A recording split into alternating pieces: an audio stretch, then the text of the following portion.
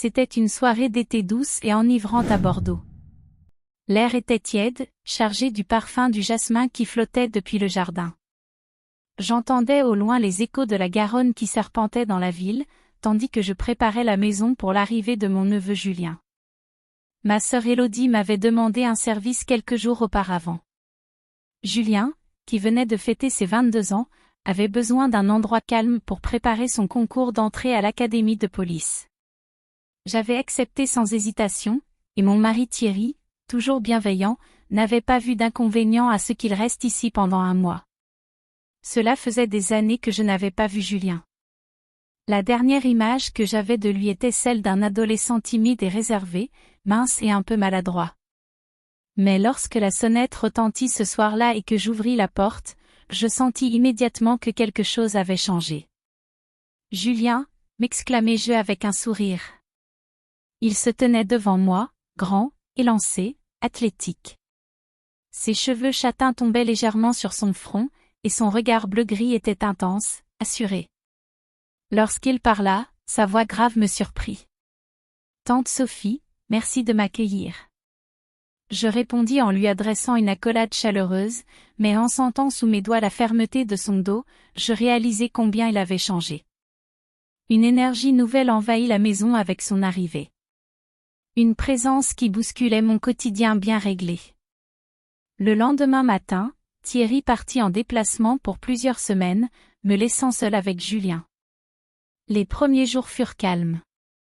Il passait le plus clair de son temps enfermé dans sa chambre, absorbé par ses livres et ses fiches. Pourtant, parfois, il sortait sur la terrasse pour faire des pompes ou s'étirer, exposant son corps sculpté sous le soleil de l'été. Je continuais mes tâches habituelles, mais je ne pouvais m'empêcher de remarquer l'atmosphère nouvelle qui régnait dans la maison. Un matin, alors que je préparais le petit déjeuner, j'enfilai une robe légère en lin blanc, moulant subtilement ma taille tout en restant confortable. Julien entra dans la cuisine et me salua comme à son habitude. Mais cette fois, son regard s'attarda une seconde de trop sur moi avant qu'il ne détourne les yeux. Je levai un sourcil amusé.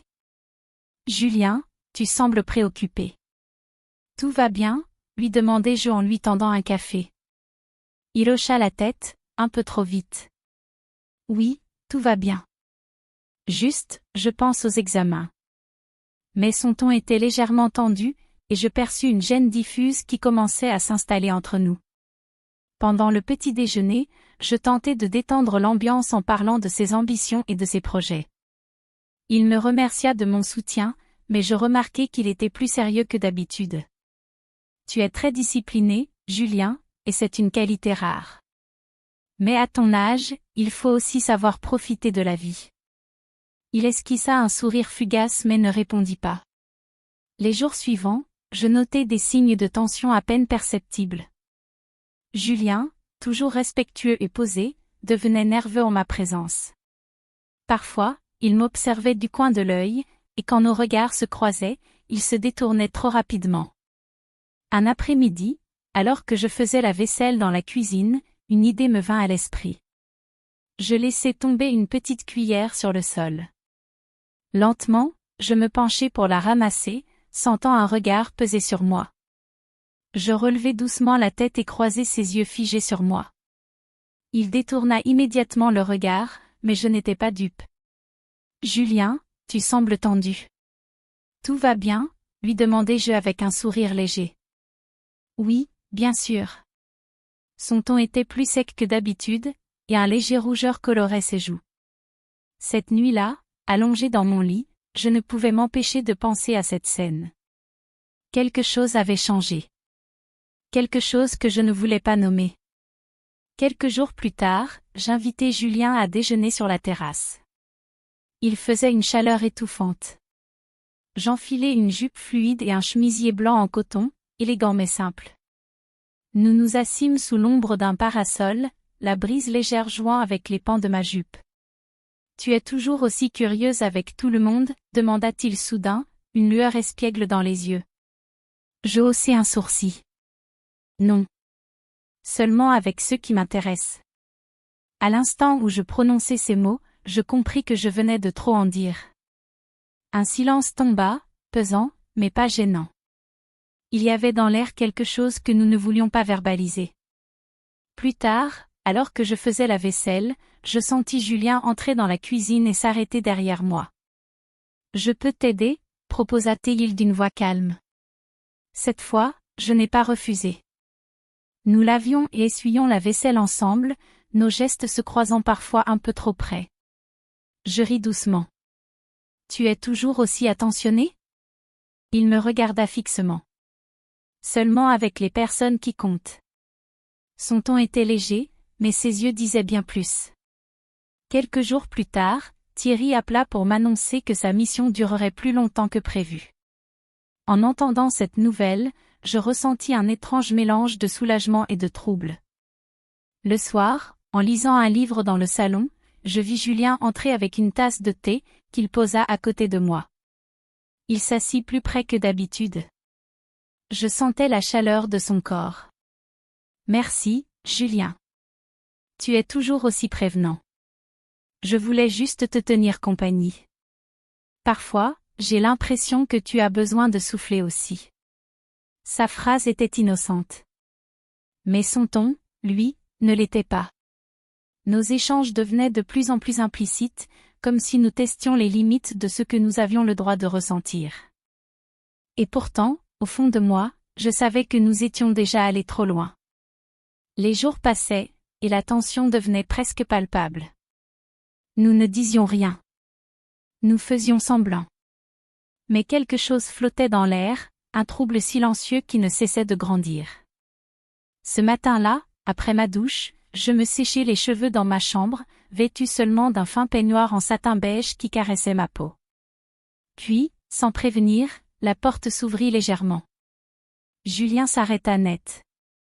Ses yeux glissèrent trop rapidement sur moi avant de s'écarquiller. « Oh, désolé. » Je serrai instinctivement le tissu de mon peignoir contre ma poitrine. « Julien. Tu aurais pu frapper. » Il détourna immédiatement le regard, un frisson de gêne passant sur son visage. « Je croyais que tu étais en bas. Je suis désolé. » Il referma précipitamment la porte. Mais l'image resta suspendue entre nous. Je laissai échapper un souffle. Il n'aurait pas dû voir ça. Mais surtout, je n'aurais pas dû ressentir cette étrange chaleur sous ma peau. L'après-midi, je décidai de sortir en ville. Je choisis une robe noire près du corps, avec une fente subtile sur le côté, et j'attachai mes cheveux en un chignon désordonné. Une simple balade, rien de plus. Quand je descendis l'escalier, Julien était assis sur le canapé. Son regard se leva. Et il resta accroché à moi. Son souffle sembla se suspendre un instant. « Tu sors ?» demanda-t-il d'un ton neutre, mais son regard trahissait autre chose. « Oui. Une amie m'attend. » Il hocha lentement la tête, mais je sentis qu'il me suivait des yeux alors que je quittais la pièce. Je n'aurais pas dû y penser. Mais dans mon esprit, son regard me poursuivait encore. Ce soir-là, en rentrant, je le trouvai dans le salon, torse nu, une serviette autour du cou. Il venait manifestement de faire du sport. Des gouttes de sueur glissaient encore le long de ses clavicules, de ses bras tendus, son torse sculpté se soulevant au rythme de sa respiration. Je m'efforçai de ne pas fixer trop longtemps. « Tu t'entraînes tard ce soir. » Il esquissa un sourire en essuyant son front. Je n'arrivais pas à dormir. J'eus un léger rire. « Trop de stress ?» Il haussa les épaules. « Peut-être. Trop de choses en tête. » Il me regardait d'une manière nouvelle. Un regard qu'un neveu ne devrait pas avoir pour sa tante. Et je réalisai que je ne reculais pas. Nous étions trop proches, et nous le savions. Je me penchai pour prendre une bouteille d'eau sur la table. Mais au moment où je tendis la main, la sienne toucha la mienne. C'était bref. Infime. Mais mon cœur rata un battement. Julien ne bougea pas immédiatement. Puis, lentement, il retira sa main. Je déglutis. Il est tard. Bonne nuit, Julien. Il acquiesça, mais son regard me suivit jusqu'à ce que je quitte la pièce. Et dans mon lit, je ne trouvais pas le sommeil. Le lendemain, je décidai de prendre l'air, de marcher seul au bord de la Garonne. Quand je rentrai à la maison, il était là, assis sur la terrasse. Sa chemise était ouverte sur son torse, et son regard perdu dans le vide. Lorsque je m'approchai, il releva doucement les yeux. « Tu étais où ?» Sa voix était calme, posée, mais il y avait une tension cachée dans sa question. J'avais besoin de réfléchir. Il hocha lentement la tête. Puis il se leva et se rapprocha un peu trop. Sa main frôla le dossier d'une chaise, proche de la mienne. Je sentis sa chaleur, son odeur, son souffle. Mon cœur battait beaucoup trop vite. « Sophie !» Il hésita. J'attendis. Puis il secoua la tête. « Laisse tomber. » Il partit. Mais son silence disait plus que ses mots. Ce soir-là, après avoir enfilé une nuisette fluide et légère, je me glissai sous mes draps. La maison était silencieuse. Puis j'entendis des pas lents dans le couloir. Ils s'arrêtèrent. Juste devant ma porte. Mon cœur battait à tout rompre. Je retins mon souffle. J'attendis. Mais rien ne se passa. Après un instant, les pas s'éloignèrent. Je restai allongé, fixant le plafond, les pensées en désordre. Que se serait-il passé si j'avais ouvert la porte? Le jeu des limites était presque terminé. Nous nous approchions d'un point où il n'y aurait plus de retour possible. Mais qui allait céder en premier? Ce matin-là, je me réveillai avec la sensation étrange d'un rêve inachevé. Le souvenir de ses pas dans le couloir, arrêté juste derrière ma porte, hantait encore mes pensées. En enfilant un kimono en soie noire légèrement entrouvert, je descendis à la cuisine préparer du café. Et là, je tombai sur Julien. Il était déjà debout, vêtu seulement d'un pantalon de jogging, une tasse de café à la main. Son torse encore humide laissait deviner qu'il sortait de la douche. Nos regards se croisèrent, et pour la première fois, aucun de nous ne détourna les yeux immédiatement. Il me regardait avec une intensité différente. Je ne fuyais pas non plus. « Tu dors mal ces derniers temps ?» demanda-t-il d'une voix rauque. Je haussai un sourcil, cachant mon trouble. « Pourquoi tu dis ça ? J'ai entendu du bruit cette nuit. » Mon souffle se coupa une fraction de seconde. Avait-il compris que j'étais éveillé quand il s'était arrêté devant ma porte? Je forçai un léger sourire. Ce n'était rien, juste une insomnie. Il hocha la tête lentement. Mais je vis bien dans son regard qu'il ne me croyait pas. Pour fuir l'ambiance devenue trop lourde, je proposai une sortie. Nous décidâmes d'aller nous promener dans les vignobles près de Bordeaux. Le soleil tapait fort, et j'optai pour une robe longue fendue en soie beige, avec de fines sandales dorées. L'air chaud rendait l'atmosphère presque étouffante, mais cela n'avait rien à voir avec la tension entre nous. Nous marchions entre les vignes, sous le soleil doré. Je sentais son regard me frôler sans cesse. Puis il brisa le silence. « Pourquoi est-ce que tu me regardes comme ça, parfois ?» Je tournai la tête, un peu prise au dépourvu. « Comment ça ? Tu sais très bien ce que je veux dire. » Mon cœur manqua un battement. Son ton était bas, presque dangereux. Je détournai les yeux et continuai à avancer. Mais ce que je ne voulais pas admettre, c'est que moi aussi, je le regardais différemment. Le soir, nous préparâmes un dîner léger. Il faisait trop chaud pour manger à l'intérieur, alors nous installâmes la table sur la terrasse. La brise nocturne caressait ma peau, soulevant légèrement les bretelles de ma robe en satin noir. Julien me servit un verre de vin et s'assit en face de moi. Nos genoux se frôlaient sous la table. Je crus d'abord à un hasard, jusqu'à ce qu'il ne recule pas. J'étais figé. Un simple contact, mais si lourd de sous-entendu. Son pied effleura lentement ma cheville, sans se retirer. Le verre que je tenais dans ma main semblait soudain trop lourd. Je devais bouger. Mais je ne le fis pas. Plus tard dans la nuit, je pris un bain pour me rafraîchir. L'eau chaude apaisait mon corps mais pas mes pensées. Quand je sortis de la salle de bain, vêtue d'une nuisette fluide en soie ivoire, je ne m'attendais pas à tomber sur Julien dans le couloir. Il s'arrêta net. Ses yeux descendirent sur le tissu trop fin, puis remontèrent lentement jusqu'à mon regard. L'air se chargea d'électricité statique. Nous étions trop proches. Beaucoup trop proches. Je sentis ses doigts frôler mon bras, à peine, mais assez pour que ma peau frissonne. J'aurais dû partir. Mais je restais figée. Lui aussi. Puis il souffla, à voix basse. Sophie. Une manière d'appeler mon prénom qui ne ressemblait plus à celle d'un neveu. Je me sentis soudain prise au piège entre ce que je devrais faire et ce que je voulais vraiment. J'ouvris la bouche, mais aucun mot ne sortit. Ses doigts s'attardèrent sur ma peau une fraction de seconde de trop. Je vis ses muscles se tendre, comme s'il luttait contre quelque chose d'incontrôlable. Puis, avec un effort visible, il recula d'un pas. Il était à la limite. Et moi aussi.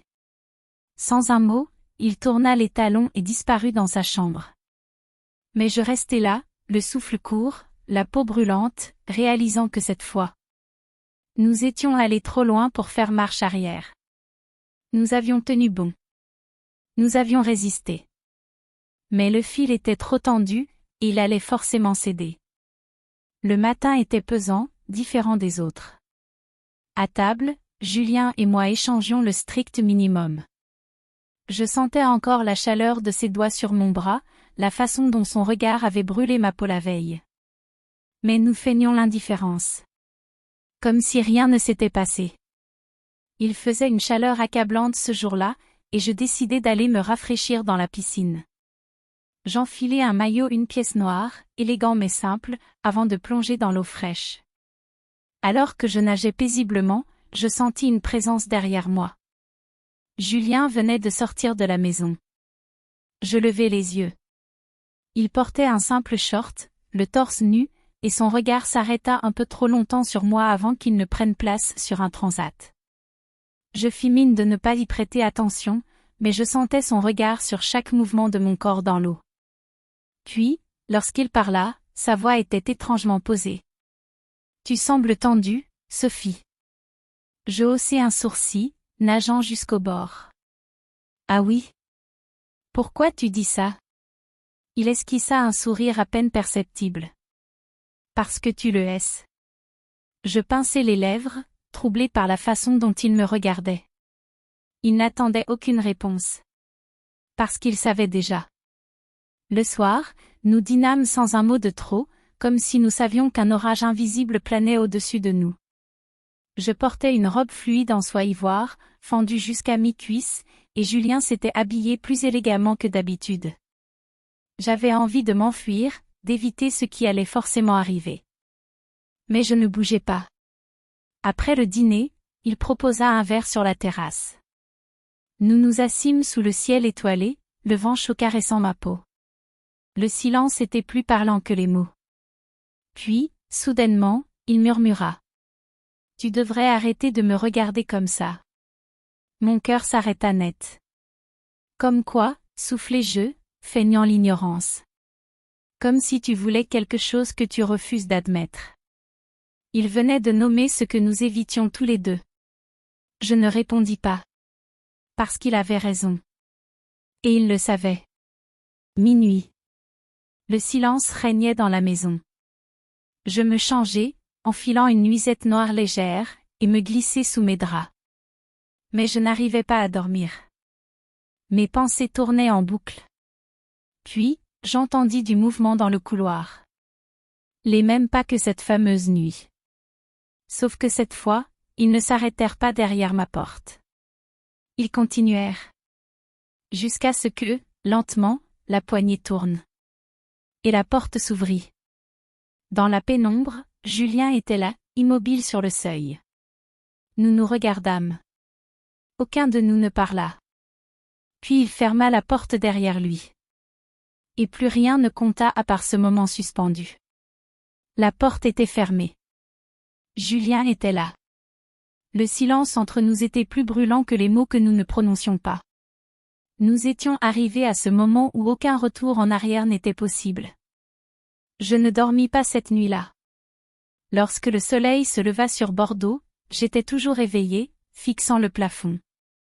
Julien était parti avant l'aube, sans un mot. Le jour naissant apportait avec lui une étrange sensation de vertige. Quelque chose avait changé. Quelque chose que nous ne pourrions jamais effacer. Le lendemain, nous fîmes semblant. Comme si rien ne s'était passé. Mais les silences étaient trop longs, les gestes trop mesurés. À chaque fois que je passais près de lui, je sentais cette attraction insupportable. L'après-midi, il proposa une balade dans le centre de Bordeaux. J'acceptai, espérant retrouver un semblant de normalité. Mais c'était une erreur. Chaque regard échangé réveillait quelque chose que nous tentions d'ignorer. Nous étions piégés dans ce jeu dangereux, et il était trop tard pour en sortir indemne. Le dernier jour de Julien arriva plus vite que prévu. Son départ aurait dû être un soulagement. Mais au contraire, c'était une douleur sourde, un manque impossible à combler. Je préparai son plat préféré pour notre dernier dîner. Nous mangeâmes en silence, savourant chaque instant comme si nous essayions de le graver dans notre mémoire. Puis, à la fin du repas, alors que je rangeais la cuisine, il s'approcha doucement. Trop près. Mon souffle se coupa lorsqu'il murmura. Je ne peux pas faire semblant. Je levai les yeux vers lui. Son regard était intense, indéchiffrable, rempli de choses que nous ne pouvions plus nier. Julien. Il posa une main sur la mienne, son pouce effleurant ma peau.